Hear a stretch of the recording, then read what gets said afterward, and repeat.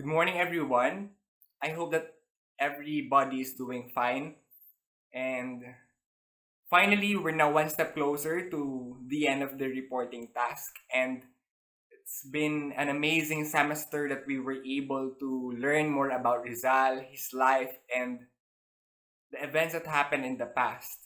And I must say that I have gained a lot from this subject, and I hope you do also, even though that this pandemic is really crippling and very challenging for us. In our report, we will be discussing the literary works that Rizal has written that time. And the first one is The Philippines a Century Hence. Actually, this is a socio-political essay written in four parts from 1889 or 1819, the magazine La Solidaridad.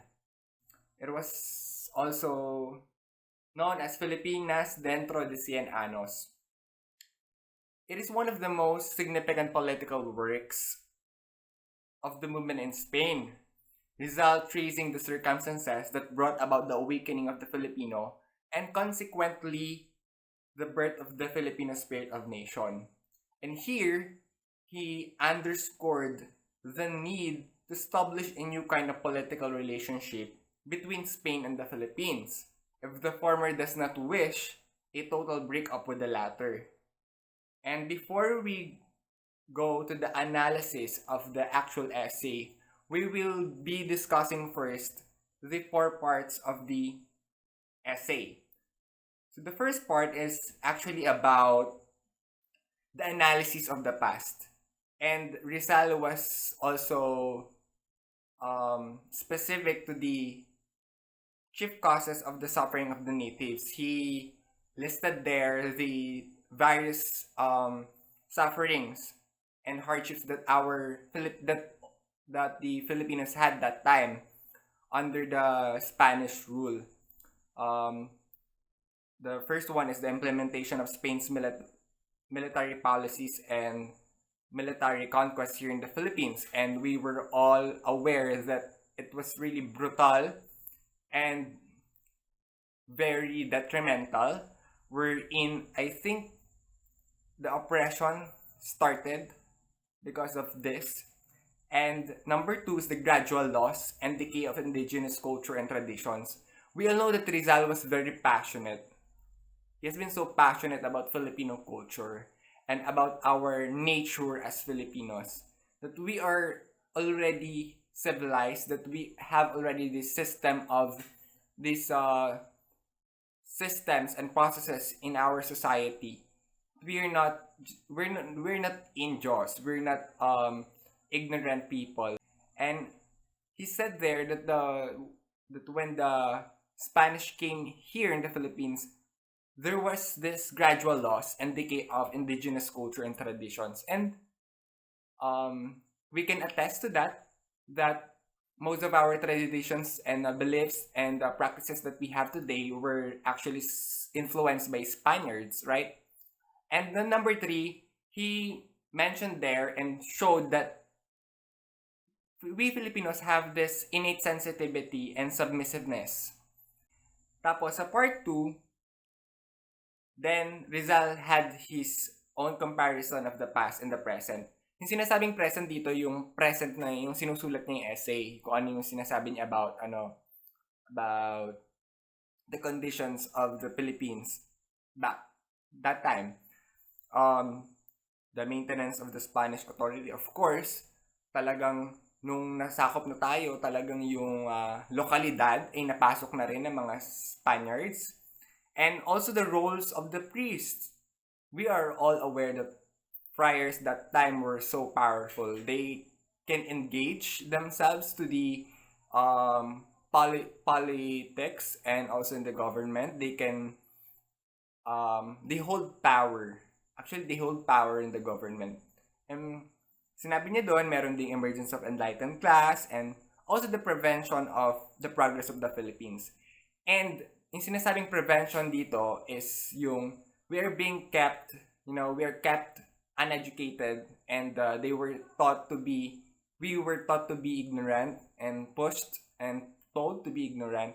That's why Kaya talagang yung pag-usbong ng ng mga Pilipino, yung pag-unlad ng bawat Pilipino ay talagang napipigilan, nahihinder, bumabagal, pero hindi naman nagtagal yon. Kasi in the latter part, of course, yung time nila Rizal, syempre, nagbago. Kasi hindi naman tayo, yung bansa natin, yung lahi natin, hindi naman um, lumitaw o hindi naman ipinanganak yung lahi natin bilang maging ganun lang. Kasi we were born winners, um, to be doctors, to be a great nation, you know. I hope you understand. Tapos, sinabi niya rin doon yung brutalization of the masses through a caste system. I think sa ibang religion din may caste system, but primarily their system was influenced by their religion, and ganun din sa atin. Kaya lang sa atin, dahil nga sa friars nang gagaling yung yung injustices din, tsaka yung sa Spaniards din. Ayun, nagkaroon nga tayo ng case system din that time. And makikita naman natin yun sa story sa Noli Me Tangere tsaka sa El Filibusterismo, kung yung hindi naman lahat ng Pilipino ay talagang na na na oppressed, 'di ba? Tapos sinabi niya din doon sa part 3 naman yung transformation in a political sense, na gusto ni Rizal kung magkakaroon ng transformation, there should be a reformation. There should be reforms in freedom of the press. Of course, it is very important kasi nung time na yon, lahat ng bibig ng mga Pilipino, halos lahat, ay nakatikom. Hindi dahil sa wala tayong boses, wala tayong dila, pero dahil hindi tayo hinahayaang makapagsalita. And also, Rizal was trying to convince or to appeal for a way to have a Filipino representatives, and that is actually if that will happen, that is actually a substantial tool for the Filipinos to actually get engaged to the government and also to the society. Sa part 4, din niya sinabi yung future of colonization, and di-discuss natin to dun sa analysis. Here, let's move on to the analysis of the actual essay. This essay is really powerful. It can be considered as one of the most critical literary works of Rizal. And I'm not familiar with this essay actually. Siyempre, alam lang natin, no, Limitang Herel, Filibusterismo, ano pa ba, nung sa high school ko, yung sa school namin, nilang yung mga nababanggit. Tapos, yung mga letter ni Rizal, yung mga tula, yun lang yung mga alam natin. Pero ito, hindi masyadong naituro. Actually, hindi ko pa ito napakinggan. Pero, it is very interesting that Rizal has written this one. And it's part of the La Solidaridad. This is more than just a warning. The article is a sensible request of an affectionate son who sincerely wishes to avoid the bloody separation between the Spain and the Philippines. So, parang sinasabi dito, wait, ayoko lang magkaroon ng madugo na pag-aaklas, na paghihiwalay. Parang, hey mom, hey, wag naman sana tayong magkaroon ng pagdanak ng dugo. Parang ganon. But I have my own ultimatum. Rizal did express his ultimatum na sinasabi niya sa Spain. He's trying to appeal. I request actually na, hey, if you want us to be with you guys, and you don't want us to go away o maglayas, ganyan, o mag-alsa, maging rebelde, ganyan. Can you please hear me and I have my own ultimatum. There should be reformation or else absolute independence. Parang ganun yung sinasabi ni Rizal dito na kailangan namin ng... kasi ito yung nangyayari sa lugar natin. Ito yung nangyayaring injustices. Ito yung nangyayari sa, sa bansa namin. Sa lugar namin, sa bayan namin, sa lupa namin. Pero hindi pwede to. Ngayon, kung gusto nyo, sana may reformation. And sana din, kung walang ganon, baka magkaroon talaga na pagsiklab ng revolusyon para sa independence or para sa kalayaan. Kasi dito, yung time na to, actually hindi naman tayo bago na yung time na to talagang sumisiklab na yung puso o yung hangarin ng mga Pilipino na mag-alsa. Kasi nga naliwanagan na sila na, hey, we're not dogs. We are not little puppies. Meron tayong sariling direksyon, may sarili tayong pamumuno, meron din tayong sariling kalayaan na dapat hawak-hawak natin. So ngayon, dito, it is also very surprising na this essay was not just about the analysis of Rizal.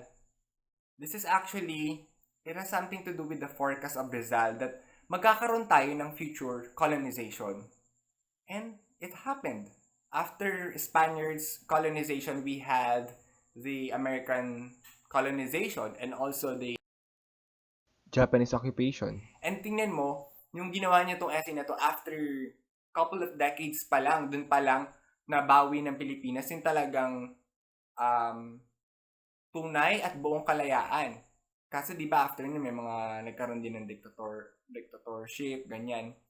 Pero nung time na yun, hindi na tayo hawak ng ibang o ng mga foreign countries or foreign powers.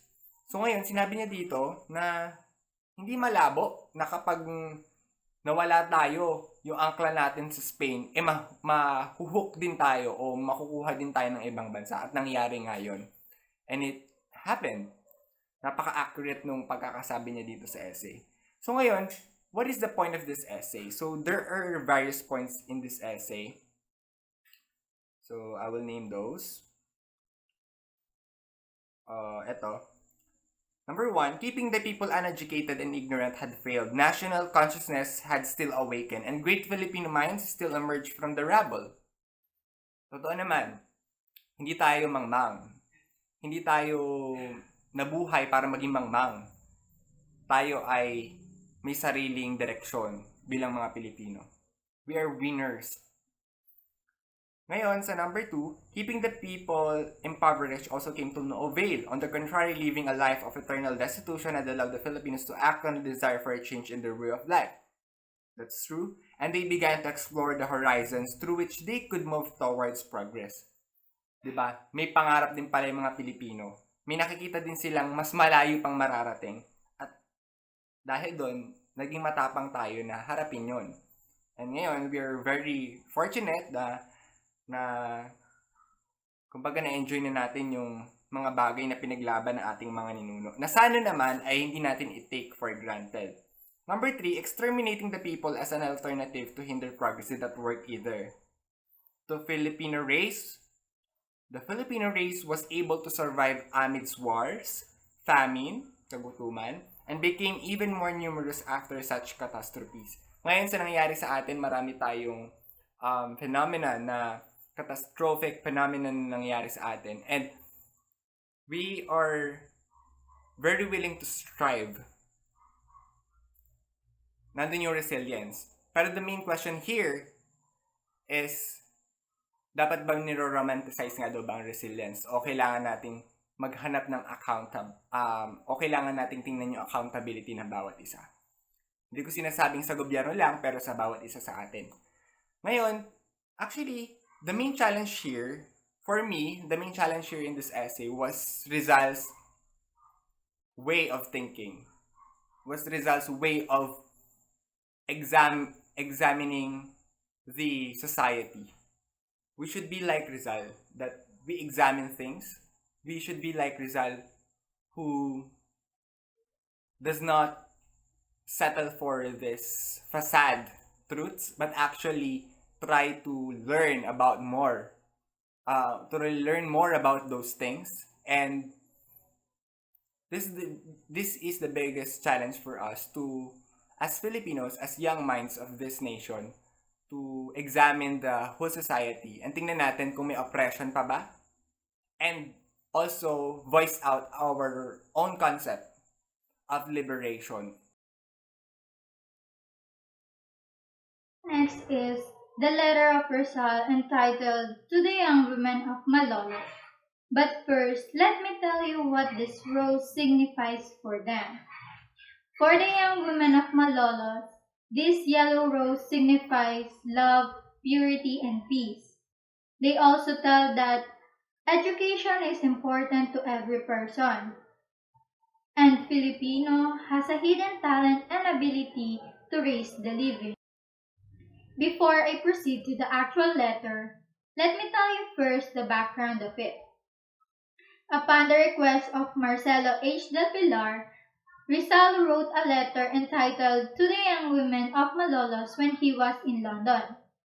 February 17, 1889, Del Pilar requested Rizal to write a letter in Tagalog containing commendments towards the braveness of the women of Malolos towards their battle. Then, on February 22, 1889, Rizal sent the letter to Del Pilar for transmittal to Malolos. The reason behind this letter happened on December 12, 1888, when 20 young women of Malolos wrote a petition to Governor General Weyler to allow them to open a night school in order for them to study Spanish under Teodoro Sandico. But a Spanish friar named Father Felipe Garcia objected with that idea that causes Governor General Weyler turn down their request. But with the braveness of those women, they still continued their desire for education, then later on succeeded, but under the condition that Señorita Guadalupe Reyes was the one who will teach them. O hayan, tapos na ang mga kopya. Baka pwede na natin pag-usapan yan. Halos nakabisa ko na nga eh. O siya, itupi na ninyo ng maliliit ang mga sulat. At isiksik sa pagitan ng inyong mga dibdib para walang makapansin. Anang! Huwag mong ipitin sa iyong dibdib. At walang pag-iipitan. Isuksok mo na lang sa iyong pusod. Rizal's letter to the young women of Malolos. Jose Rizal was greatly impressed with the braveness of those 20 young women have shown. Who would have thought that there are still women who have that courage? Because that time, young women were not sent to school because of the universal notion that they will soon be taken as wives and stay at home with their children. He also expresses his desire for the equality towards education for both men and women. The summary of the letter. Rizal commended the 20 young women of Malolos that have shown braveness towards their desire for education. Rizal also sees this as a hope for Filipino women in restoring their dignity and worth as they open their eyes for education. He also said the importance of being a mother, as he said that maturity is a fruit of infancy, and infant is formed on the lap of their mother. Men wasn't born strong. It is their mother who guide and support them on what will they be. It is their mother who open their eyes so they may guard their dignity and honor, so they would love their fellow men and their native land. It is also mentioned in the letter those responsibility of the Filipino mother towards their children. Whatever the mother shows to their children will also become. If the mother always shows their children that they are being fed of those Spanish prayers and they are always listening to what they will say, expect that the children will also be enslaved by those prayers. It is also their responsibility to raise their children close to the true image of God, not the blackmailing and grasping God, but the God who created us and the God who is the Father of us all. It is also their responsibility to awaken and prepare their children's will towards good judgment and teach their children to serve their country, to depend it with their own life rather than doing nothing and bending their knees towards who disrespect it. Rizal also left an advice to the unmarried men and women. Women should not easily be taken by the appearances and looks. There is the saying that looks can be deceiving, and don't be captured by their sweet words. Instead, in choosing a life partner, women should give priority to the firmness of the character and the admirable ideas. He also said that women should not give their womanhood to those who have timid and weak heart. Qualities should a mother possess. A Filipino mother should always be full of confidence and lack nothing of values. Should always bring the best for her family all times. Should be glad and honor offering their sons in defense of their country. Should set a behavior for the men around her. Must aid her husband, share his pain like for better or for worse, refrain from causing him worry, and be tender and loving towards them. So, in analysis, the letter centers around five important points. First, Filipino mother should teach their children about the love of God, country, and fellow men. Rizal also compare Filipino mother to the Spartan mothers, that they should be glad and honor to offer their sons in defense of the country. Filipino women should know how to protect their dignity and worth. They should educate themselves aside from retaining their good racial values. And last, faith is not merely reciting prayers and wearing religious pictures, but it is the living of the real Christian way with good manners and good morals. So, before I end my report, let me give you the relevance of the letter in today's society. In recent time, it seems to be those qualities have lost in the way of Filipino women. Mothers often forget their responsibility towards their children because of helping their husband to earn money for their living, though there is nothing wrong with it. But at least there must be a balance towards the responsibility as a wife and the responsibility as a mother. Failure in home cannot be compensated by any amount of wealth or fame. Rizal left a reminder about equality, self-respect, and the true spirit of religion. First, tyranny of some is possible only through cowardice and negligence on the part of the other. What makes one compatible is lack of dignity and object fear of ones who holds one in contempt. Ignorance is servitude, because as a man thinks, he is a man who does not think of himself and allows himself to be guided by the thought of another is like a beast led by a halter. He who loves his independence must first aid his fellow men, because he who refuses protection to others will find himself without it.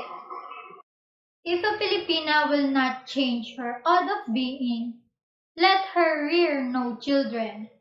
let her merely give birth to them. She must cease to be the mistress of the home.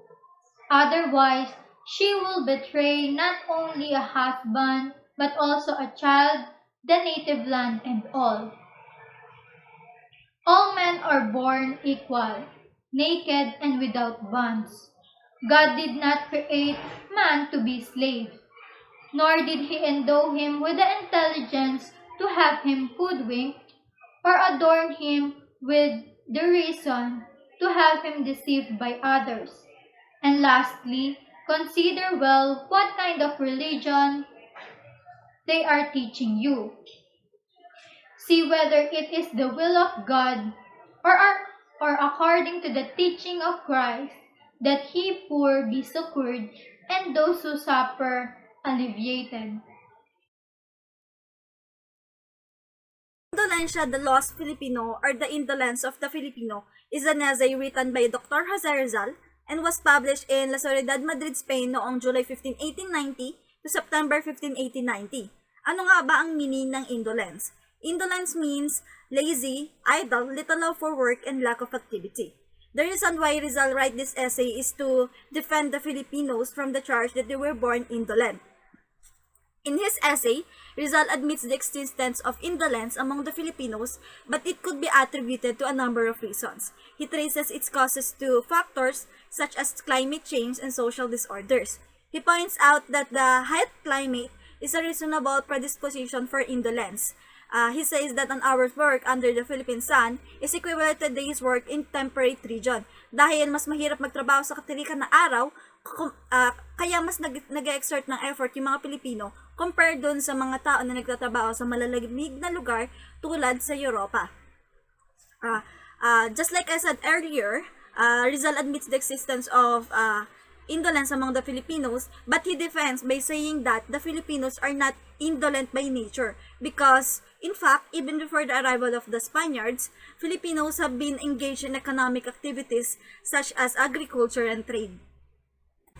According to Rizal, indolence has more deeply rooted causes, and the first one is the wars. Because of the war, many Filipinos have been sent abroad to fight for Spain or for their expeditions, and it was also during the time that the Philippines lost its most skilled workers, leading to diminution of the populations. Dahil ang karaniwang pinapadala ng mga taga-Espanya doon sa kanilang mga expeditions of pakikipaglaban ay ang mga Filipino skilled workers. These fatal expeditions certainly wasted the moral and material energies of the country and its people. The next one is the piratical attacks. When the pirates attacks the Filipinos, they burned down the towns and captured and enslaved many Filipinos. And during that time, the piratical attacks caused great damage and for among the Filipinos because lalo na ang mga government ay hindi naman sila tinulungan noong mga panahon na yun. Hinayaan lang sila na ganun ang kanilang sapitin. And also those piratical attacks, it reduced the country's populations. The next one is the attitude of the friars. At the time, the friars advised the poor Filipino people to stop work in the mines and abandon their industries. So how can they work if those friars are telling them to stop working? And that time, the friars always told them or instilled in their mind that it is easier for a poor man to enter heaven than for a rich man. So, bakit pa nga naman sila magsisipag or magsisikap magtrabaho para ang mga sa buhay kung ang mga mahihirap naman pala ang mas may chance na makapasok sa heaven. The next one is the lesson and encouragement to labor.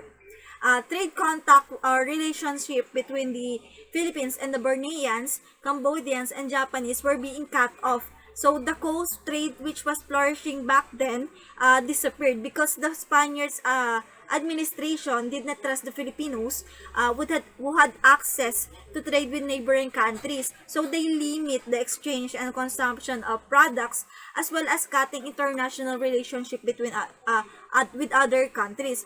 The only countries that the Filipinos were allowed to continue trade with were Mexico, also known as New Spain, and China, because this only benefited them and leaving the Filipinos with little trade benefits.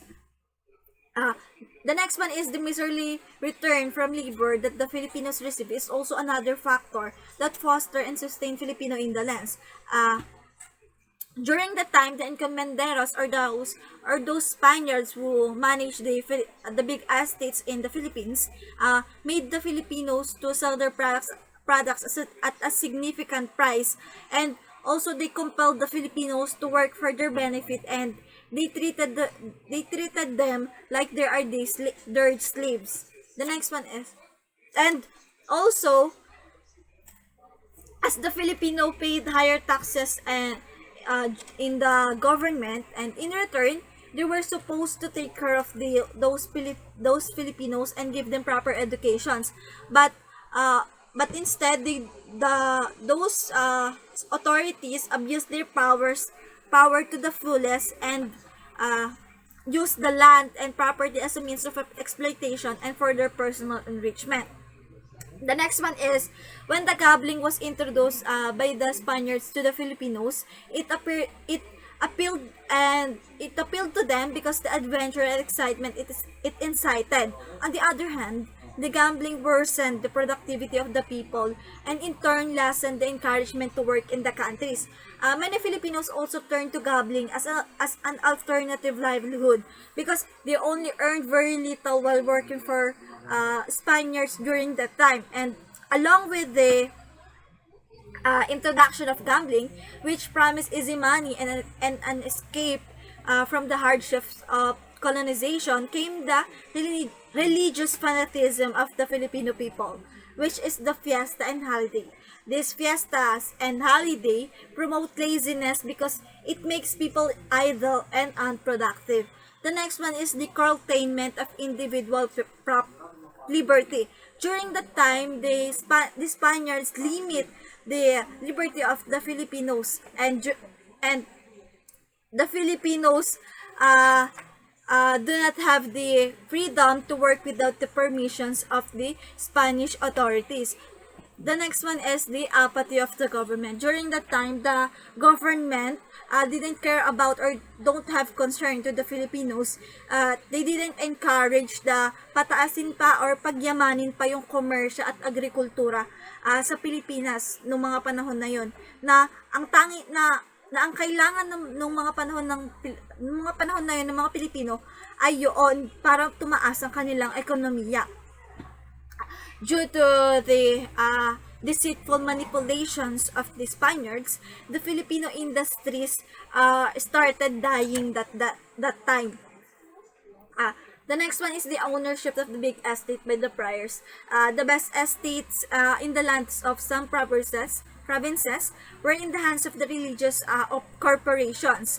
At that time, the priors have deceived the Filipinos by making them believe that those estates were prospering because those were under their supervisions, when in fact it is not true. The next one is the lack of moral support. Due to the absence of support from the government, the Filipinos became unmotivated to work. The next one is deprivation of human dignity, and the Filipino people feeling inferior. The Filipino have to contend with daily preaching that lower human dignity, and it gradually killed their self-respect. And during that time, the priest will boldly declared that it is evil for the Filipinos to know Castilian, or the language of the Spaniards that time. That they always say that the Filipino should not be separated from his carabao, and that he should not have any further ambition that lead for the Filipinos to feel inferior and unmotivated. The next one is the vicious dressing of the intelligence and will.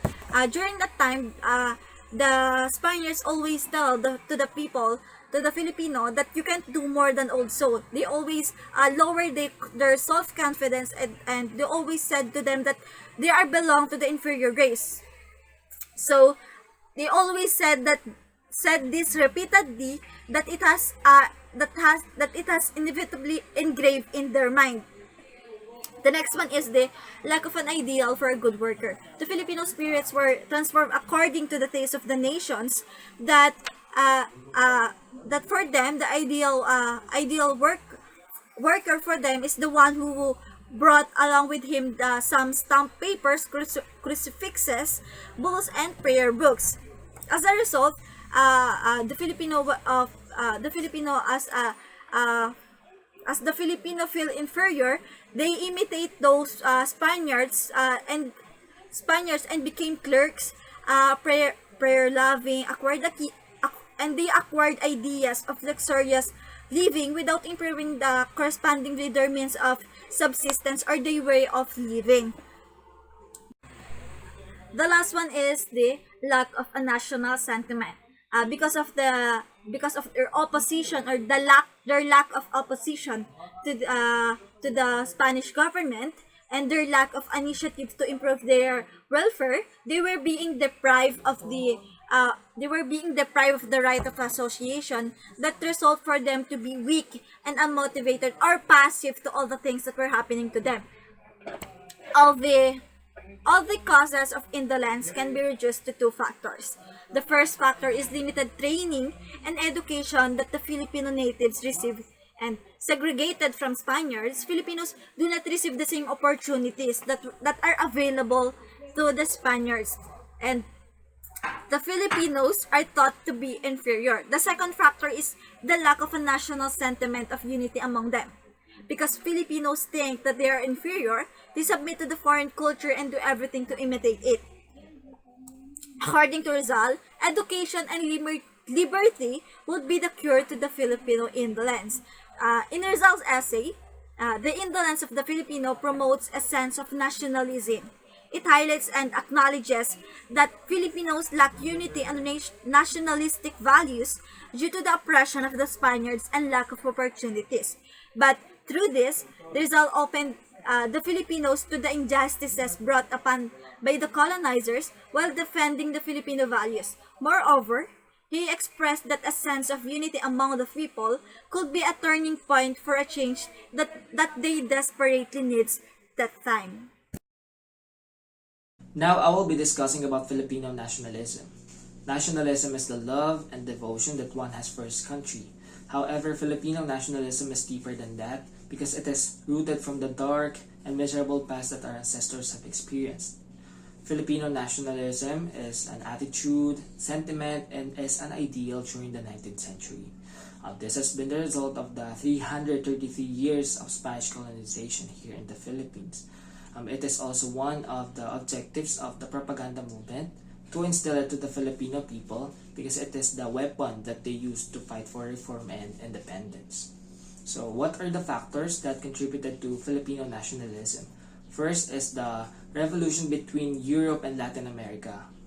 This gave the Philippines more opportunities to engage in international trade.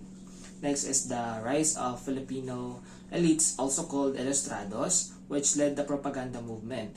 Next is the centralized government in Manila, which caused a huge discontentment to the people. Kaya ganoon na lang talaga yung kagustuhan ng mga Pilipino na maging malaya sa kami ng Espanya.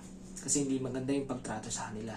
Next naman is yung wrongful death of Gomburza na talagang nagpagalit sa mga Pilipino. And last naman is yung kagustuhan ng Pilipinas na maging probinsya na lamang ng Espanya kasi naniniwala sila na pag nangyari yun, the same treatment will be given to the Filipinos.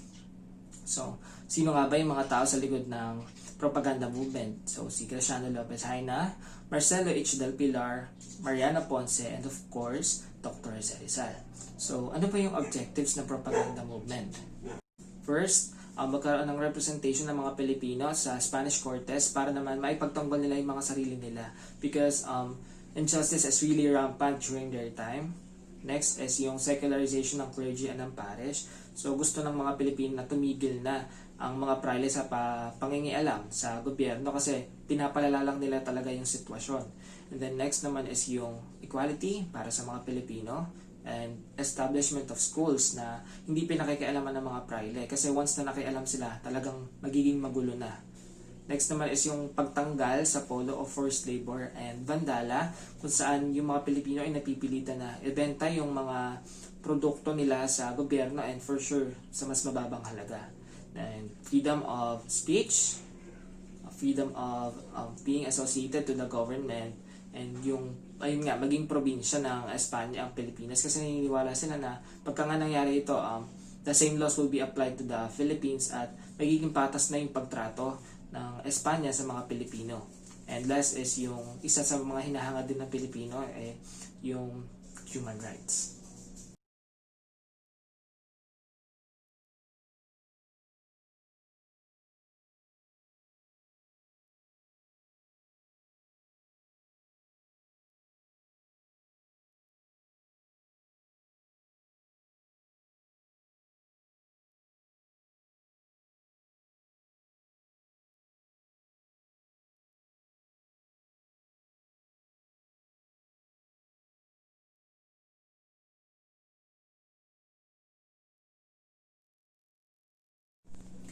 Rizal and Filipino nationalism. Rizal is the father of Filipino nationalism. He exerted a lot of effort to instill nationalism in the hearts of the Filipinos, and he also exerted a lot of effort to reveal the Spanish evils through his books No Le Metangere and El Filibusterismo. He also founded the secret society La Liga Filipina, founded in Tondo, Manila on July 3, 1892. Rizal is the most prominent propagandista. He was a physician, a scholar, a writer, a scientist, and many more. His career spanned in two worlds. When he was in Europe, so he became a speaker and the leader of Filipino communities. And meanwhile in Germany, he focused on science and scholarship, where he pursued natural and social science. So what is the greatest contribution of Rizal to the development of Filipino consciousness? So that is the publication of his books No Le Metangere and El Filibusterismo. Those books opened the eyes of the Filipinos to see the reality. It gave them the voice to speak up for their concerns and the courage to fight for what is right. So ngayon pag-uusapan naman natin ang bayani and kabayanihan. So what does a hero mean to you? I know that we have different interpretations and definitions of the word bayani. But a bayani is someone who saved lives. Not necessarily in a life or death situation, but even with the simple acts of helping, even with the simple acts of kindness, we can be a hero. So what is the common denominator between them? So bravery. We have the choice to stay still, but then if we choose to get involved, that is bravery. And that is heroism. According to Oxford Dictionary, a hero is someone that is admired for his courage, outstanding achievements, and noble qualities. So it is really easy to define the word hero, but according to the Filipinos, it has more elements. First, it is not gender specific, so whether you're a man, a woman, or a member of the LGBTQ community, you can be a hero. Next, he exhibits bravery, so hindi siya natatakot na kahit masaktan siya, basta makatulong siya at makagawa siya ng mabuti. And last, so inuuna niya yung kapakanan ng ibang tao kaysa sa pansarili niyang interes. So, ano ba yung pinagkaiba ng definition ng salitang bayani noon at ngayon? So, noon, ang mga bayani ay nakikipaglaban sa battlefield. So, they sacrificed their blood, sweat, and tears in order to win a fight. So, meron naman na iba, katulad ni Dr. Rizal na ginamit yung pen niya. So, he proved that the pen might be mightier than a sword para makipaglaban sa mga kalaban natin ng mga mananakop. And yung definition naman ngayon is, basta a hero is someone that fights for a good cause. So if you take the lead and make a change in the society, you may be considered a hero. So now let us trace the earlier meanings of the word bayani. So bayani is an Ausonation word that is brought by the natives to our land. So yung Ausonation ay pamilya ng mga lengguwahe na kinapapalooban ng 1,257 na iba't ibang lengguwahe. So ang definition ng bayani noon is a warrior na nagtatanggol sa lugar nila. According to Filipino culture nga, may iba't ibang levels pa ng pagiging bayani. Lowest is yung maniklad, susunod is yung hanagan, kinabawan, luto, and then yung lunugong. So, meron pang mga ibang historian na nagbigay ng kanilang definition. So, isa na nga sa kanila si Dr. Sus Salazar. So, according naman sa kanya, ang isang bayani ay isang tao na naglalakbay patungo sa malayong lugar at magbabalik sa kung saan siya nagmula. So, sinabi rin niya yung pinagkaiba ng bayani sa Western concept at Filipino concept. So, sa Filipino concept kasi ang bayani is nakikipaglaban na may kasama. Ang difference dun sa may Western concept is that yung bayani sa kanila is nakikipaglaban na mag-isa. So, the definitions that are given to us will give us the hope na anyone can be a hero. Sa panahon natin ngayon, hindi mo na kailangan mag-alay ng buhay para maging isang bayani. With the simple acts of kabayanihan, you may be considered a hero.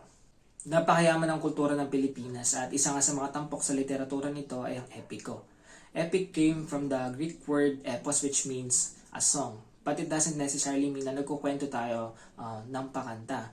Pero ikinukwento natin yung journey, battles, and victory ng isang hero through narration.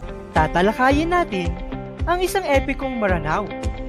Ito ay ang epikong Bantugan. Ang epikong ito ay umiikot sa buhay ni Prinsipe Bantugan. Siya ay kilala sa kanyang kahariang Bumbaran dahil sa mga naipanalo niyang mga digmaan at labanan. So dito pa lang mababakas na natin na sobrang laki importansya ibinibigay natin sa mga bayani natin. At naglalaan pa nga tayo ng isang araw sa isang taon para i-commemorate or alalahanin yung kabayanihan na ginawa nila. Dahil lahat ng tinatamasa natin ngayon ay utang natin sa kanila dahil sila yung nagsakripisyo para lumaban at makamit natin yung kalayaan na meron tayo ngayon. After talking about Rizal and the Filipino nationalism and bayani and kabayanihan, I wanna ask, what makes Rizal the greatest Filipino hero? He was a prominent figure in the propaganda campaign and took admirable part in the movement. And also his writing Noli Me Tangere, that no other writings or author that aroused up to this day acrimonious debates. No other Filipino that has yet been born who could or surpass Dr. Rizal as a person of distinguished valor or enterprise in danger or fortitude of suffering. Rizal is the greatest Filipino hero that ever lived because he is a man honored after death by public worship because of his exceptional service to mankind, especially to his countrymen.